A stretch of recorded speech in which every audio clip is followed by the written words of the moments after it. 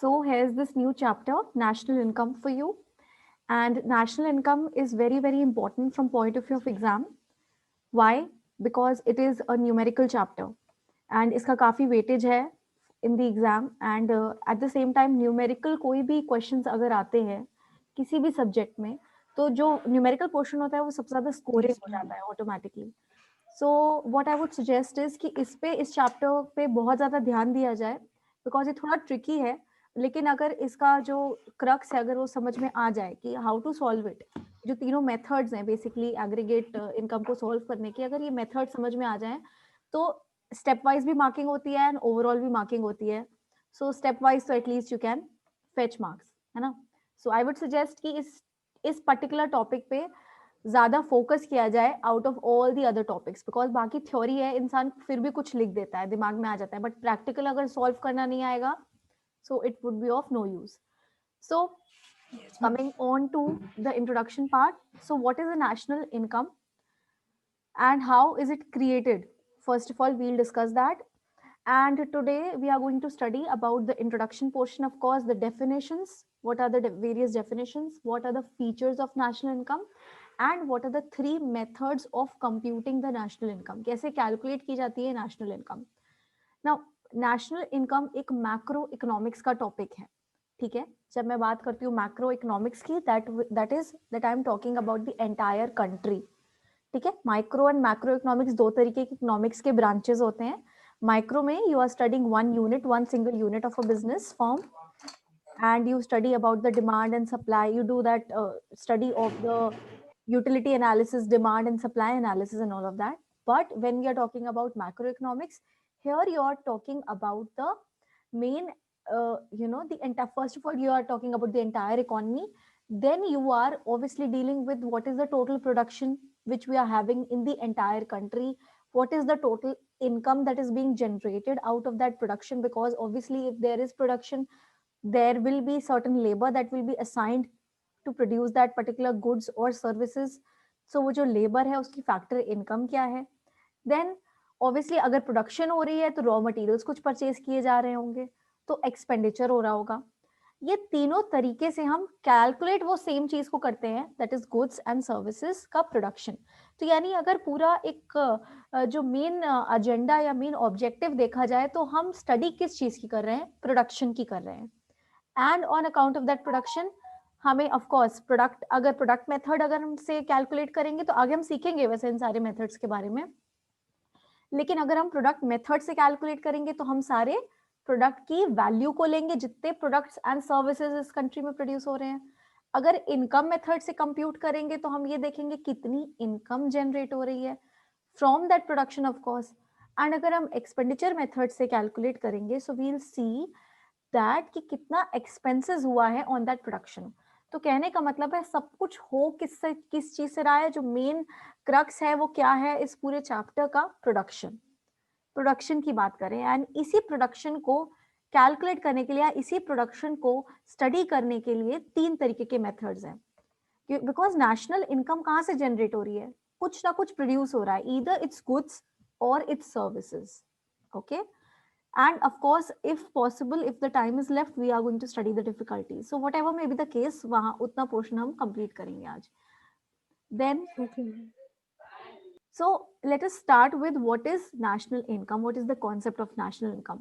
So national income, it occupies a very important place when we are talking about the macroeconomics analysis. So national income बहुत important हो जाता है because किसी भी study, अगर किसी भी economy की हमें study करनी है और हमें कैलकुलेट करना है कि how much that economy is growing, तो आपने अक्सर सुना होगा, एटलीस्ट इन दो एग्रीगेट्स के बारे में सुना होगा, gross domestic product that is GDP या net Yes, ma'am. Domestic product. ये क्या है, ये Yes, एक ma'am. एग्रीगेट है. नेशनल इनकम के एग्रीगेट्स होते हैं कई तरीके के, उसमें से एक एग्रीगेट है जीडीपी. सो जीडीपी आपको क्या इंडिकेट करता है, that how much a country is producing in totality, what is the value of goods and services that is being produced for the particular annual year. ये indicate करता है GDP. So it is a part of macroeconomics. This is first thing which you should be knowing. Then second thing is it tells about the economic performance of the economy. ठीक है, this is the second point. Why economic performance?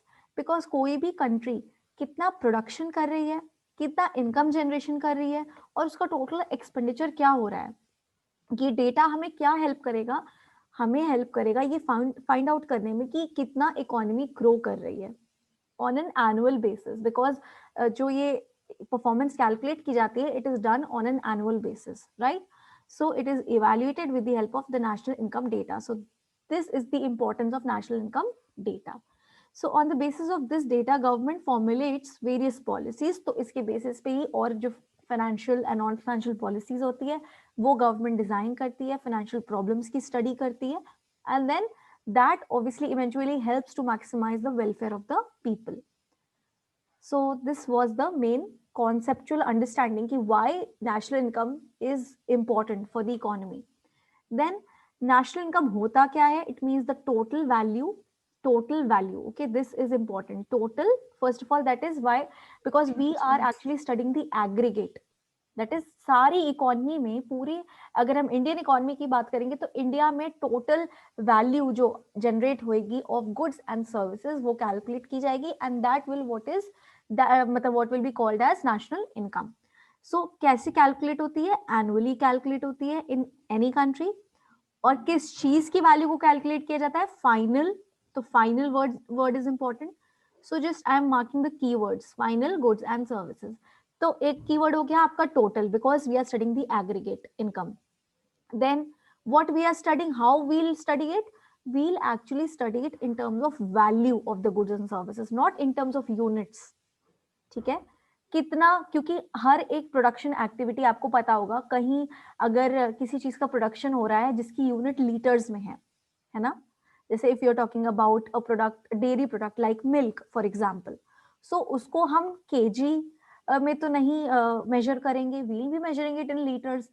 तो similarly अगर हम कुछ और या food grains की बात करते हैं, सो वो क्या मेजर होगा, किस में मेजर होगा? जनरली केजी में मेजर होगा. सो कोई और चीज है जो क्विंटल में मेजर होगी, ठीक है, if you are talking about oil and all. So अलग अलग तरीके के प्रोडक्ट्स को अलग अलग यूनिट्स में मेजर किया जाता है. तो अगर हम यूनिटरी सारी मेजरमेंट्स को ऐड करते हैं इन टर्म्स ऑफ यूनिट, तो सबकी अलग अलग यूनिट आती है, किसी की केजी, किसी की लीटर, किसी की क्विंटल, किसी की कुछ. तो इस तरीके से ना करके सबको मनी के टर्म्स में कन्वर्ट किया जाता है, यानी सबको वैल्यू के टर्म्स में कन्वर्ट किया जाता है, उसके बाद उसको ऐड किया जाता है, because we are talking about total value, इसीलिए ऐड किया जाता है. एंड किसकी बात हो रही है? प्रोसेस्ड या in the process of processing.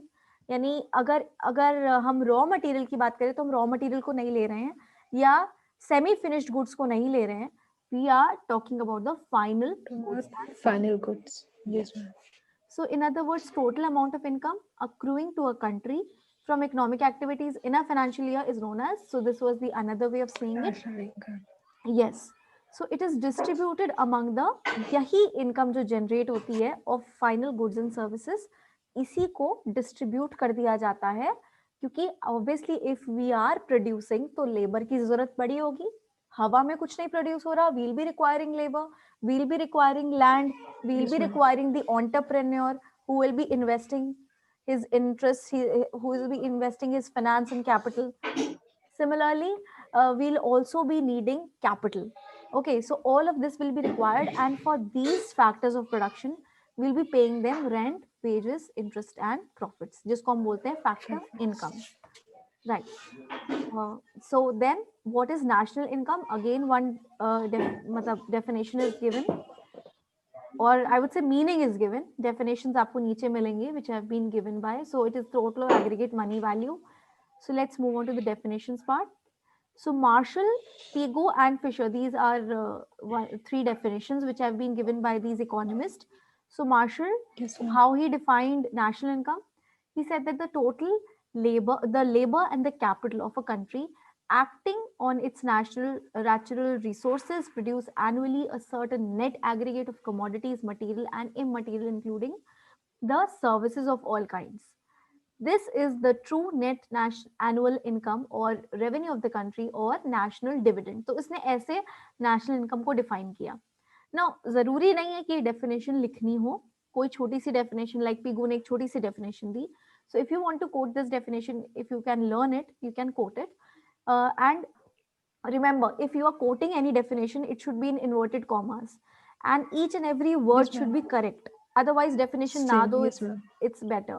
Okay, meaning बता दो Okay, अगर ma'am. definition नहीं आती तो, because definition अगर हम किसी और की ले रहे हैं, so he has assigned certain words, उसने कुछ words में उस definition को put किया है, and the words should not be here and there. So exactly यही words होने चाहिए. National income is that part of objective income of the community, including of course income derived from abroad, which can be measured in money. So ये उसने दिया, then Fisher ने दिया. So these are the three definitions which are given by these economists. Moving ahead, what are the features? This is very important. What are the features of national income? You can just note it down if you want. So पहला है macro concept है. So undoubtedly it is a macro concept. Why? Because here we are studying about the entire economy.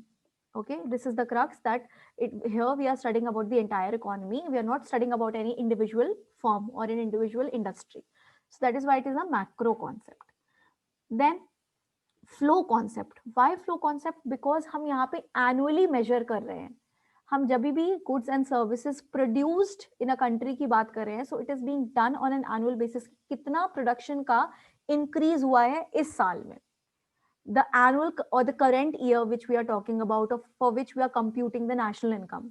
So जब हम annually उसको calculate कर रहे हैं, so definitely we are going to study about क्या जो लास्ट ईयर तो जो प्रोडक्शन हुआ था इस साल क्या प्रोडक्शन हुआ है. So what is the value addition in the economy in this particular current year which we are studying. So इसीलिए इसको फ्लो कॉन्सेप्ट बोला जाता है, because we are here studying the flow of goods and services actually produced in the economy during the current year. That is why it is known as a flow concept.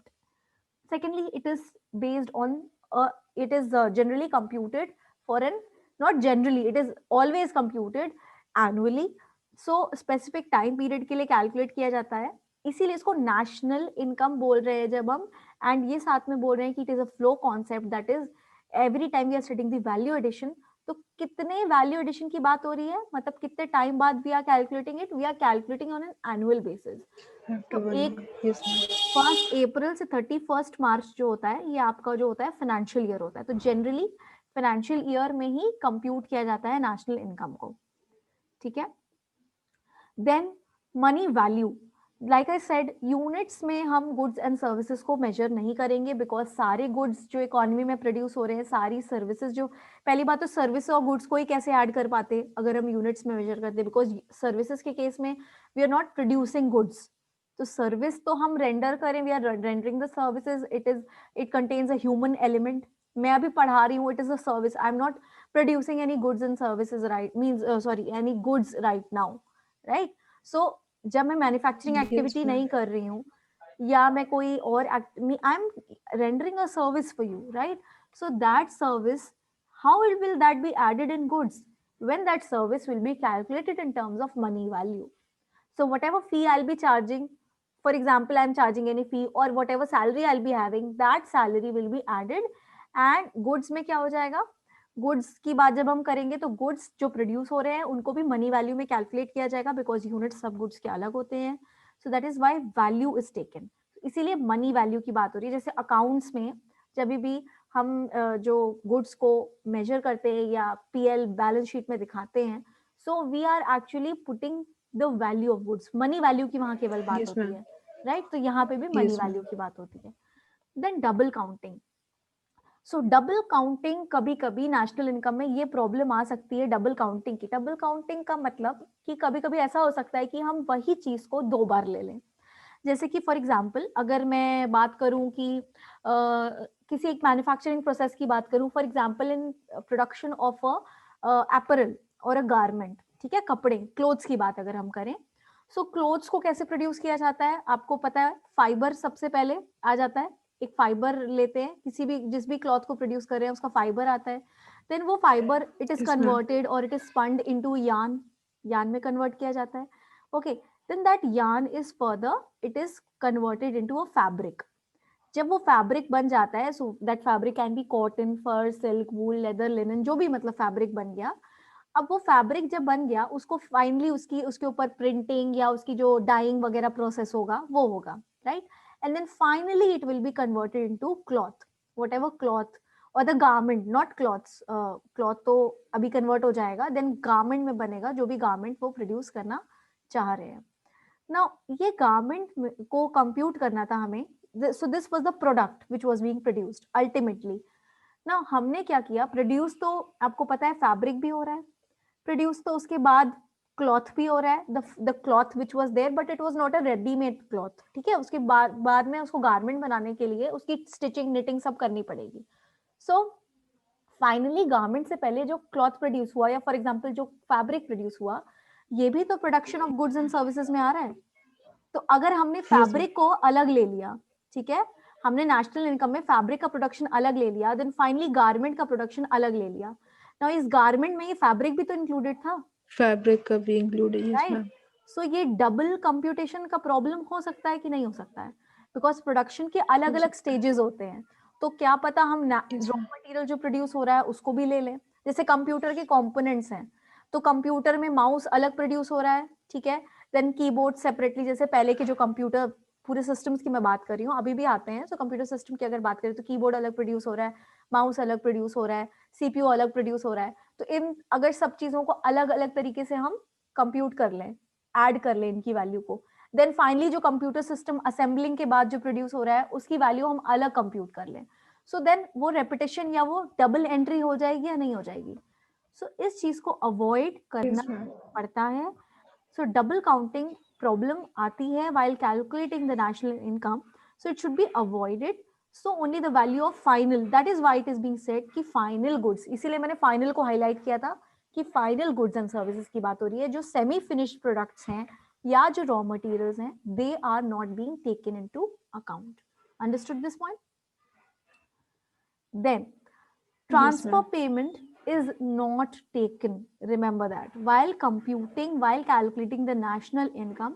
The transfer payments or the incomes in form of old age pension, unemployment allowances, scholarships, gifts, etc. is not included. Always remember that. Any kind of transfer payment will not be. Transfer payments, what are transfer payments? I had already given you several examples. Transfer payment यहाँ पे भी दिए हुए हैं. Transfer payment is unilateral payment, one sided payment.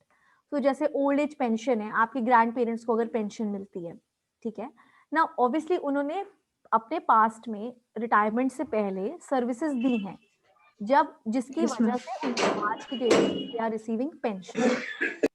सो ये pension जो उनको आज मिल रही है, आज तो वो कंट्रीब्यूशन नहीं कर रहे, उन्होंने पहले प्रीवियसली या अपने यंग टाइम में या जब रिटायरमेंट से पहले उन्होंने अपना कंट्रीब्यूशन उस ऑर्गेनाइजेशन को दिया हुआ है. So they are contributing nothing in today while they are receiving the pension. So directly अभी तो कुछ वो नहीं दे रहे हैं ऑर्गेनाइजेशन को, जिसके बदले में उनको मॉनेटरी सम यानी पेंशन मिल रही है. सिमिलरली अनएम्प्लॉयमेंट अलाउंस कब मिलता है? जब आप अनएम्प्लॉयड होते हो तो गवर्नमेंट आपको कुछ अलाउंस देती है. Okay, as in it is called as unemployment allowance, that is certain आपको bear करने के लिए expenses कि आप अपना खर्चा पानी चला सको. So this allowance is given by the government. सो उसके कुछ क्राइटेरियाज होते हैं, खैर we will not discuss that. लेकिन कहने का मेरा ये मतलब है कि ये इसके बदले में क्या वो इंसान कुछ कंट्रीब्यूट कर रहा है कुछ गुड्स एंड सर्विसेज में? नहीं. So it is one sided payment. Similarly अगर गवर्नमेंट स्कॉलरशिप दे रही है पढ़ाई करने के लिए आपको, सो आप कोई गुड्स एंड सर्विसेज नहीं प्रोड्यूस कर रहे हो, you are consuming that expense, you are consuming that income which is being given to you. Similarly, tax which you pay to the government, that is also unilateral, because the tax or the revenue that is being collected by the government will be utilizing it in future for public expenditure, but directly तो कुछ आपको बदले में नहीं दे रही. So जब directly exchange नहीं होता कुछ goods and services का, such payments are known as transfer payments. या कोई आपने gift दिया, so just such payments are known as the transfer payments. Transfer payment. Okay, Yes, the ma'am. transfer are unilateral or one-sided payments. So three methods, as I said, there are three methods to calculate the national income. First method is the product method. These three methods are very very important. Let me tell you, इन तीनों methods से ही आपको सीखना पड़ेगा कैसे national income को calculate किया जाता है. So either the product method will come in the exam, or income method, or expenditure method. Okay, so the question will come either from each of these or there can be optional question, whatever may be the scenario. Yes, ma'am. So ये तीनों methods को calculate क्या करे, ultimately the thing which they are calculating is the national income only. ये तीन अलग अलग तरीके हैं जिससे हम national income को calculate कर सकते हैं, या 3 approaches भी कह सकते हैं, 3 methods. So let us take each one by one. I'll today discuss product method. Then हम कल बात करेंगे income, नहीं कल तो Sunday है, so we'll be meeting on Monday. Then we'll be discussing Monday. income and expenditure method. Or Okay, if we do not have a live class, then I'll share the video, okay, on this. So product method. Okay, ma'am. Okay, ma'am. So product method क्या होता है? Product method is known as the value added method. कितना addition हुआ है economy में product का? Product मैं जब बोल रही हूँ तो मतलब गुड्स एंड सर्विसेज दोनों की बात कर रही हूँ, ठीक है? So this method is also known as value added method, क्योंकि यहाँ पे प्रोडक्शन की बात हो रही है. मैंने बोला ना अल्टीमेटली प्रोडक्शन की ही बात हो रही है, तो या तो हम प्रोडक्शन को पूरा खुद ही ले लेंगे, यानी प्रोडक्शन को ही वैल्यू में कन्वर्ट कर देंगे, जो भी value of goods and services है, और उसी को कंप्यूट कर लेंगे. या हम प्रोडक्शन के बदले में जो हमने फैक्टर सर्विसेज का यूज किया, यानी हमने लैंड का यूज किया, लेबर का यूज किया, एंड देन कैपिटल यूज किया, या एंटरप्रेन्योर को यूज किया, तो उसके बदले में हम जो फैक्टर इनकम उनको दे रहे हैं उसकी बात कर देंगे. सो जब हम उसकी बात करेंगे तो हम क्या कैलकुलेट कैसे करेंगे? इनकम मेथड से कैलकुलेट करेंगे, या इनकम मेथड कह रही हूँ, सॉरी, एक्सपेंडिचर मेथड से कैलकुलेट करेंगे, because we are actually paying the factor services, that is why expenditure हो जाएगा. ठीक है, तो बीच में क्या आ गया? प्रोडक्शन आ गया. सो या तो उसकी वैल्यू से कैलकुलेट कर लेंगे, या जो उस पे एक्सपेंडिचर बेयर किया उससे कैलकुलेट कर लेंगे, या फाइनली जो ये एक्सपेंडिचर प्रोडक्शन जो कर रहा है उसके लिए था, लेकिन जो ये इनकम रिसीव कर रहा है, जैसे कि मैंने बताया ना, एक्सपेंडिचर प्रोड्यूसर करेगा, लेकिन रिसीव कौन करेगा? जो भी लेबर रहा है या जो भी एंटरप्रेन्योर रहा है ना. सो इनकम मेथड, तो या तो उसकी इनकम ऐड करके कैलकुलेट कर लेंगे. So these are 3 methods of calculating. So first one is product method, और प्रोडक्ट मेथड में हम वैल्यू को कैलकुलेट करते हैं गुड्स एंड सर्विसेज की. So in this method, the national income is measured as the flow of goods and services. We calculate the money value of the final goods and services produced by different sectors in the economy. Remember this. All the sectors are taken. All the business enterprises, all the units are taken. So that is why final goods की बात कर रहे हैं, different sectors यानी सबकी बात कर रहे हैं, पूरी economy में सारी चीजों की बात हो रही है. So aggregate value निकलेगी. So whatever the goods and services are produced by primary, secondary or service यानी tertiary sector, इन सबको लिया जाता है और उनकी money value को calculate किया जाता है, and it is added up together for calculating the national income. Okay, so this is how product method, and product method is also known as value added method. So in the exam it can be given as this term also. Yes, ma'am. So while measuring the national income by this method, there is a possibility of double counting. I told you, I gave 2 examples on this. कि कैसे double counting का problem हो सकता है. Income में ऐसा नहीं होगा. Yes, ma'am. Expenditure में ये problem नहीं आएगी, लेकिन value addition method में क्योंकि हम product method में हम products की क्योंकि बात कर रहे हैं, तो there might be a problem of double counting. हो सकता है हम raw material को भी या semi finished products को भी ले लें, right? So इसको avoid करना चाहिए. So value of final goods and services को ले लेना चाहिए. So double counting का problem क्या होता है कि that means we are taking the value of single good and we are calculating it twicely. 2 बार हम calculate कर रहे हैं. So value of only final goods and services should be taken into account, and the final goods here refer to as those goods which are directly consumed and not used in further production process. That is वो raw material नहीं है. Final goods मतलब finally वो market में जा रहा है और वो consume हो रहा है. ओके, फाइनल कंजम्पशन के लिए वो यूज हो रहा है, ना कि फर्दर प्रोडक्शन एक्टिविटी के लिए. जैसे जब हमने क्लॉथ का एग्जांपल लिया था, तो फैब्रिक पता है कि अभी वो फर्दर प्रोसेस होगा, सो उसको हम अभी नहीं ले सकते. तो फाइनली जब वो अपैरल में कन्वर्ट हो जाएगा, that will be going to the market for the consumption, तब उसको हम लेंगे. सो अगर हम एक मेथड या एक फॉर्मूला देखें, एक सिंपल सा फॉर्मूला देखें, अभी हम एग्रीगेट्स की बात नहीं कर रहे क्योंकि अभी हम थ्योरेटिकल पोर्शन देख रहे हैं. सो नेशनल इनकम को कैसे कैलकुलेट किया जाता है? सारे primary, secondary and service sector के गुड्स, एंड इसमें तो दोनों गुड्स ही आ गए, प्राइमरी सेकेंडरी में गुड्स आ गए, एंड सर्विस सेक्टर में आपकी सर्विसेज आ गई. सो इन सबको टोटल सारे सेक्टर्स की जो वैल्यू एडिशन है उसको ले लिया जाता है, and that is how the national income will be calculated under the product method. Okay, Okay. this is Yes, how ma'am. we'll calculate. Second, moving on to the income method. Today we are just going to discuss the theory portion, not the practical or the calculation part. Okay, ma'am. Okay, Yes, ma'am. so income method. तो Okay, इस ma'am. Method को factor income method भी बोलते हैं. So under this method, the national income is measured by adding up the incomes of the factors of production used in the production process. So like I said, factor incomes की यहाँ पे बात होगी, जो उनका income derive हो रही है because they have rendered their services. उन्होंने तो अपनी service the.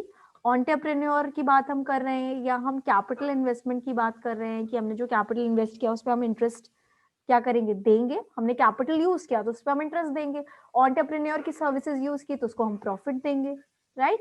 Because entrepreneur what he does, he organises all the resources, so definitely he is entitled for the profit of the company.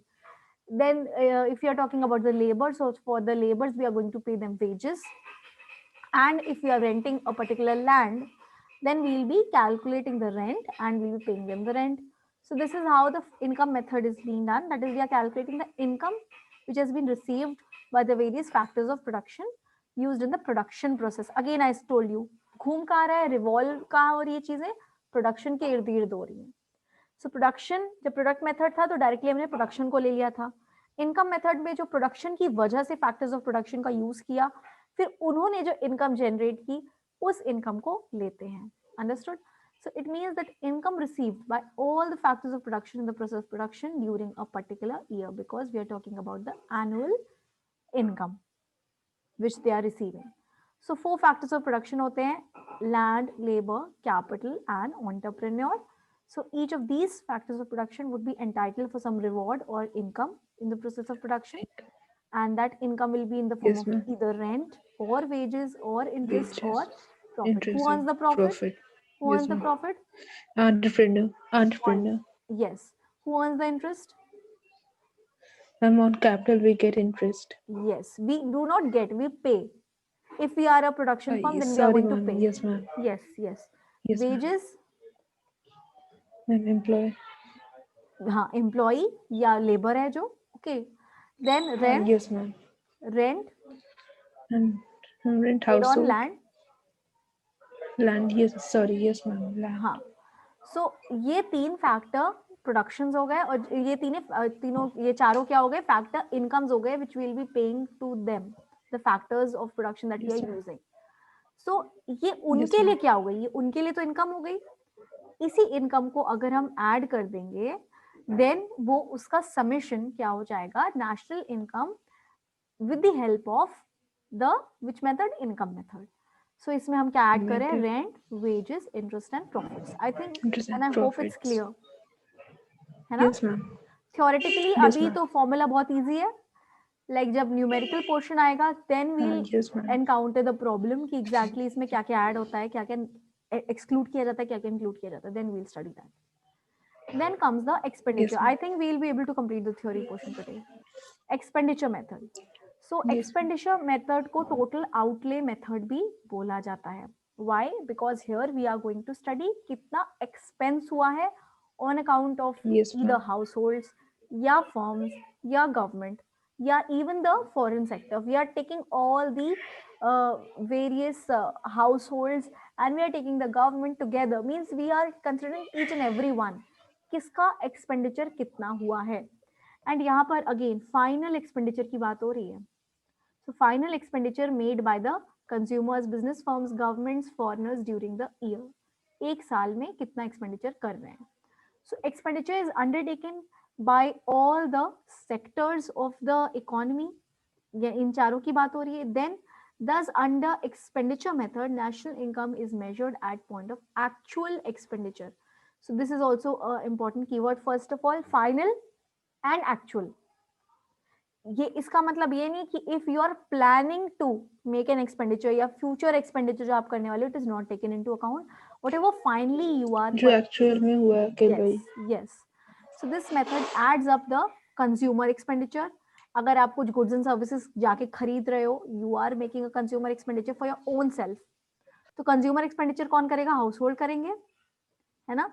Then government भी कर सकती है consumer expenditure, ऐसी बात नहीं है, government can also be a consumer, but generally government does not consume it Yes, for its ma'am. Own self.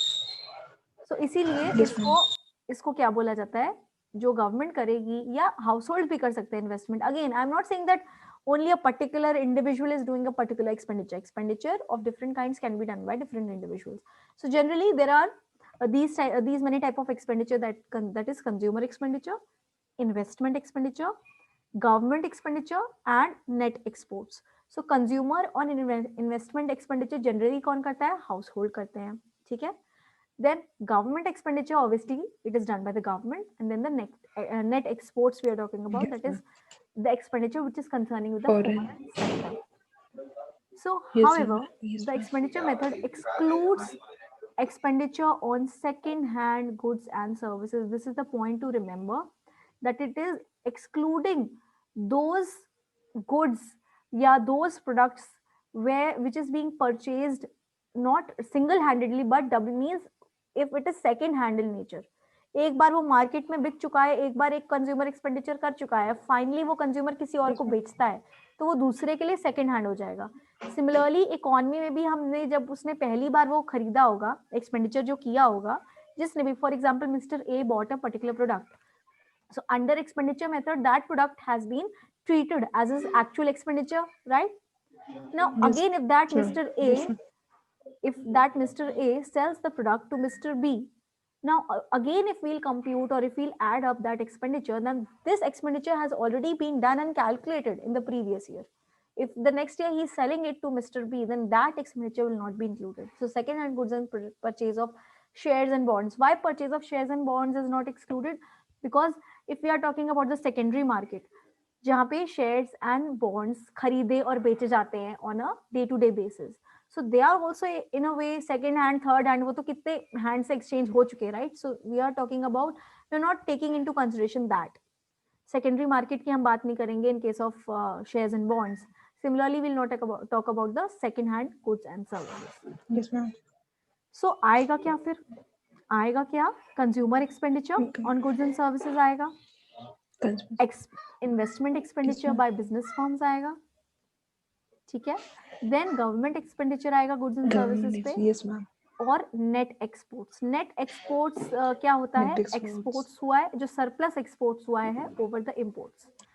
Now it can come in negative also, क्योंकि Yes, अगर ma'am. जिस साल हमारी इनकम जो है वो कम है, यानी एक्सपोर्ट्स हमारे कम हुए हैं और इम्पोर्ट्स हमारे ज्यादा हुए हैं, so net exports will come in negative. So depending कि एक्सपेंडिचर क्या है, so these 4 Yes, ma'am. expenditures are added and they are calculated. Understood? ये तीनों मेथड समझ में Yes, आए ma'am. theoretically? Yes, ma'am. Understood. Okay. So let us see what are the difficulties of measuring the national income. First of all, it is a conceptual, there is a Okay, conceptual ma'am. difficulty. Why? Because अभी जैसे आपने concepts पढ़े, concepts, it is a very simple concept to understand, but when we are actually precisely we Yes, are ma'am. adopting it, then it will become difficult. और क्या क्या difficulty आ सकती है? एक तो हमने पढ़ ली कि ये double जो calculation है वाला problem आ Double सकता है. counting. देन क्या इंक्लूड करना Yes, है, ma'am. क्या एक्सक्लूड करना है, ये भी प्रॉब्लम आ सकती है. अभी हमने बात की क्या क्या इंक्लूड नहीं होगा, ट्रांसफर पेमेंट्स इंक्लूड नहीं होंगे. देन अगर हम सेकंड हैंड गुड सर्विसेज की बात हो रहे हैं एक्सपेंडिचर मेथड में, वो इंक्लूड नहीं वो होगा. include नहीं होगा. Shares Yes, bonds ma'am. Include नहीं होंगे. तो उसको अगर हम एक्सक्लूड कर देंगे तो क्या एक फेयर वैल्यू आएगी नेशनल इनकम की? So this is always dubious in nature, doubtful in nature, that conceptual difficulty कुछ होती है national income की because of this inclusion exclusion criteria. Then reliable data, it should be data. Okay, so reliable data. Yes, So ma'am. while calculating the national income, reliable facts and figures of personal income are not available. क्या जरूरी है कि एक individual कितना, example दे रही हूँ, कि individual कितना एक्सपेंडिचर कर रहा है ये गवर्नमेंट को पता चल ही जाए? Is it? कई कई बार ऐसी मार्केट्स में सामान बिकता है, like for example black market, या फॉर एग्जांपल जहाँ पे रिसीविंग नहीं हो रही है गुड्स, मतलब रिसीट नहीं जनरेट हो रही है, या आपको for example if you are being provided a कच्चा बिल, राइट? सो उसकी उसने अकाउंटिंग नहीं की, जो सेलर है उसने अकाउंटिंग नहीं की, या उसने टैक्स मान लो इवेड करने के लिए उसका उसको अपनी बुक्स में मेंटेन नहीं किया कि उसने वो पर्टिकुलर गुड्स एंड सर्विसेज बेचा है, know that will not be undertaken by the government, because government पता ही नहीं कर पाएगी कि ये एक्सपेंडिचर हुआ भी है in reality. So there are certain expenditures or there are certain incomes, similarly there are certain incomes which, you know, the data of which cannot be calculated very precisely, and there cannot be very much reliability of the facts and figures with the personal incomes are available or not. So there is always a doubt in this, and due to people do not disclose their real incomes, of course this is also one problem under income method. Then expenditure method के भी अपने कुछ constraints हैं, तो अलग अलग methods में अलग अलग problems आ जाती हैं in Yes, computation ma'am. of the data. Then income earned by illegal activities. तो illegal activities कहाँ पे आएंगे? Are they added or not added? Because they are not added. Okay, यहाँ पे personal income की बात हो रही है. Yes, ma'am. पर्सनल इनकम तो गलत कामों से भी हो सकती है. Yes, ma'am. आपके पास थेफ्ट, करप्शन की वजह से भी, या ब्लैक मनी हो सकती है, स्मगल्ड मनी, वो स्मगलिंग हो सकता है, स्मगलिंग की वजह से आप मनी कर रहे हो, या मनी लॉन्ड्रिंग कर रहे हो, you are converting that money into certain other form and then you are earning. So ये सारी चीजों में भी तो Yes, इनकम ma'am. जनरेशन होती है, बट इसको ऐड नहीं किया जाता इनकम को, of course because This will not be legal included. Activities, Yes. Right. So value of or incomes Yes, of ma'am. such activities are not available. तो जब ये अवेलेबल ही नहीं है तो नेशनल इनकम ठीक से निकल के कैसे आएगी? बिकॉज ये भी तो कहीं ना कहीं इनकम है, ये भी तो इनकम कहीं ना कहीं इकोनॉमी में है, Yes, ऑलरेडी ma'am. प्रेजेंट है या जनरेट हो रही है, जो कि अगर मान लो आपने Yes. करप्शन से भी पैसा कमाया तो आखिर वो पैसा आप यूज तो कर रहे हो, एक्सपेंडिचर कर रहे हो उस पैसे का, लेकिन उस पैसे का तो कोई Yes, अकाउंटेबिलिटी ही ma'am. नहीं है कि वो आया कहाँ से है. Right, ma'am. सो ये चीज जो है Right, प्रॉब्लमैटिक हो ma'am. जाती है. Then lack of reliable statistical data. Then कहीं ना कहीं सब कुछ डेटा से ही कनेक्टेड है, because all that is being done in case of national income is with the help of data we are calculating the national income of the country, and we are using different methods. So जो भी बात आती है data के concern में तो आएगी ही. तो जरूरी नहीं है कि reliable statistical Yes, ma'am. Information हमारे पास आ ही जाए जिसकी वजह से हम कैलकुलेट कर ही ले, यू नो, क्योंकि हम स्टैटिस्टिकल डेटा लेते हैं. We are not doing the census study. Yes, ma'am. Each and every individual की हम बात नहीं कर रहे हैं. तो अगर हम एक सैंपल ले रहे हैं जिसकी हम बात कर रहे हैं, जिसका हम कंप्यूटेशन कर रहे हैं, तो जरूरी नहीं कि वो एक सैंपल ट्रूली रिप्रेजेंट करे पूरी पॉपुलेशन को. You must have study statistics, right? तो स्टैटिस्टिक्स में क्या Yes, किया ma'am. जाता Yes, है? ma'am. एक सैंपल को लिया जाता है. instead of the instead Yes, of ma'am. considering each and every individual, a sample is taken from that individual. So like for example, a group of 100 students are there in a class, so a teacher takes merely 50 students or 30 students, and those 50 or 30 students would be representing the entire 100 students. So अगर इनका Yes, average calculate कर लिया जाए, then we'll be thinking कि at an average 100 students भी होंगे, so they'll be scoring this much marks, अगर marks का average calculate किया जा रहा है तो. So like this, national income Yes, के ma'am. केस में जरूरी तो नहीं है कि that statistics sample which we are taking and the statistical measure means the Exactly. answer which we are deriving is the Yes. correct answer. So due to the national income Right, ma'am. estimates in India, it is still subjected to high degree of error. तो जब exact value नहीं आती है, देखो exact value तो आएगी भी नहीं, बिकॉज स्टैटिस्टिकल में एक Right, ma'am. अज्यूम्ड या एस्टिमेटेड वैल्यू निकाली जाती है, प्लस सैंपल की निकाली जाती है. तो जब हम सैंपल की बात करेंगे Right. और सैंपल और एक्चुअल डेटा का जो एवरेज आएगा और सैंपल का जो स्टैटिस्टिकल वैल्यू आएगी वो एक्यूरेट नहीं डिफर होगा. करेंगी, Yes, ma'am. और जितना डिफर करेगी उसी डिफरेंस को हम एरर कहते हैं. तो जितना ज्यादा डिफरेंस होगा उतना ज्यादा एरर होगा. And for a country like India जहाँ पे एस्टिमेशन प्रॉपरली हो ही नहीं सकता, इतनी बड़ी पॉपुलेशन है, तो ये प्रॉब्लम आ जाती Yes, है ma'am. एरर की. So high there is a risk of high degree of error. So that's it for today. Okay, we'll Okay, ma'am. meet in the next class Yes, and ma'am. study about the numerical portion of this chapter. कोई doubt आज की class में? Okay, ma'am.